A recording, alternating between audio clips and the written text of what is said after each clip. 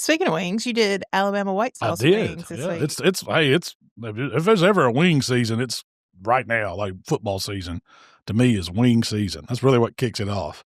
Start of college football, and I got to craving some white sauce chicken, so I was like, man, let's do a wing version of it.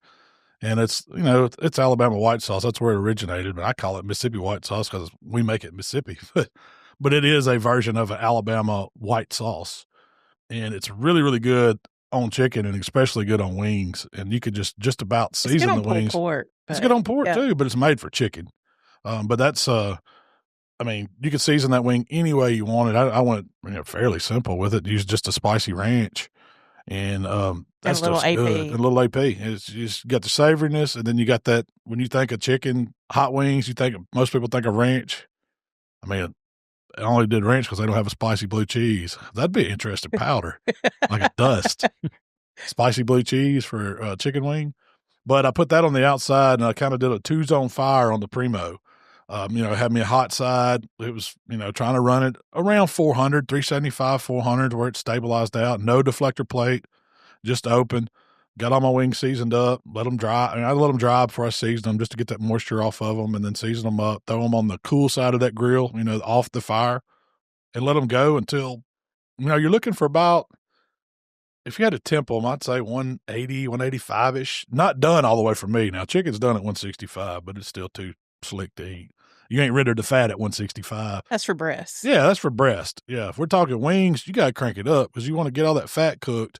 You want to get, once that fat cooks and it renders down, the skin will get crispy on top, and it's a much better bite. And plus, when you bite it, it comes right off.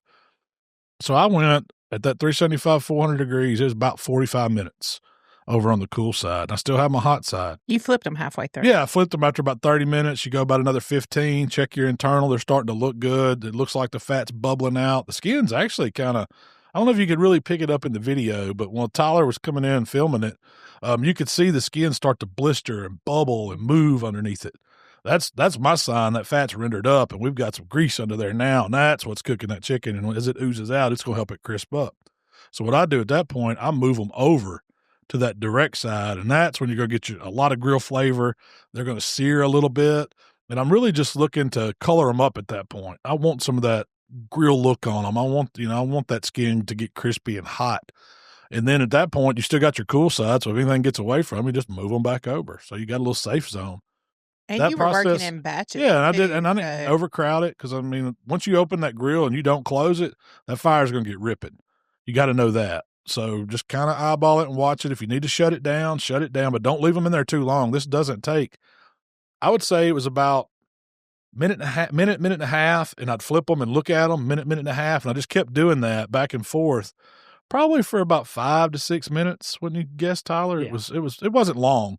They've been on there 45 minutes. I'm just trying to get them to like 195 at that point. If they ease up to 200, that's okay too. You just don't want to burn them up. And I like a little bit of char, a little bit of sear on them, but not, you're not trying to jet black them or anything. It's not, because they will burn eventually. That fire's hot. Then immediately take them off the pit. When I get them all looking good, they're done. They're at least 195. I know the bone's going to pop out. That's when I take them to my sauce. And I did them in batches. I just poured a little bit of our Mississippi white sauce right in a little bowl. And if you got the big metal bowl and you like to toss them and make a mess, that's easy too. Oh, we've done that before. Oh, I've done it. Slung it all over me, slung it all over Tyler. Slung it all over you, I'm sure. It looks cool tossing them up like that. But I found these little cheap, I think they're called takeaways. Mm-hmm. You can buy them at Walmart, and it's like a 3-pack, 3 bowls, 3 lids. They make the best wing tossing bowls. And I usually break those out anytime I'm doing wings because I cook the wings plain. Well, I call plain. They're seasoned and they're cooked. Then you can take it to whatever sauce you want. So if you got multiple sauces, just have you another bowl. That way you're not constantly washing. But I take a little sauce and pour in the bottom of the bowl. Put me 3 or 4 wings in there. Toss those, take them out. Leave whatever sauce. Don't just dump everything out. Use tongs to do it. That way you leave some sauce in the bowl. If you need to add a little more sauce, just drizzle a little more. And then keep tossing them like that. And it makes a really good, the wings aren't over-sauced. It gets on the outside. It coats them well. You're not making too big a mess because you got the lid on the bowl.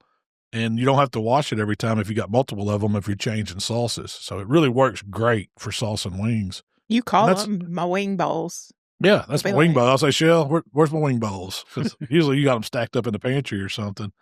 But if you wash them and put the lid back on them, you can always find it. There's nothing worse than like having we've got one cabinet that's just bowls and rando lids, and it's like, man, I hate having to dig through that.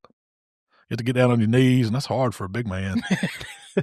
That's old. You don't. You say, you either call me or Michael. Get down there and get that for me. It never fails that something just falls off behind because they're just rando plastic bowls shoved in this drawer. When you pull it out, 4 or 5 of them fall behind. Then the drawer won't go back in. Then you really got to get a little person because they got to snake back in there and dig them out. You need a monkey butler. Yeah, I need something. Yeah, that would be awesome. You just keep my plastic organized. My next on my agenda is to organize the kitchen. That's on the list. Declutter, organize. Anyway. But that was it, man. Those wings are super easy to cook. You could do them. You could fry them and do that. Now, I probably wouldn't season them the same way. Like if I fry a wing, I usually don't season it. I just fry it plain, season it as soon as it comes out. But you could cook them in the pellet grill would work too at 400. Heck, I ain't big on oven wings, but I've done it when that's all my last resort. Air fryer would work. If I was going to air fry them, you'd get away with seasoning them because it's heat and air, a lot like a pellet grill heat, but just a little more intense. But if I was going to fry that wing and do that same sauce, I would fry them plain. As soon as I took them out of the hot grease, I would have me a little melted butter, and I would put my spicy ranch seasoning and my AP in that butter.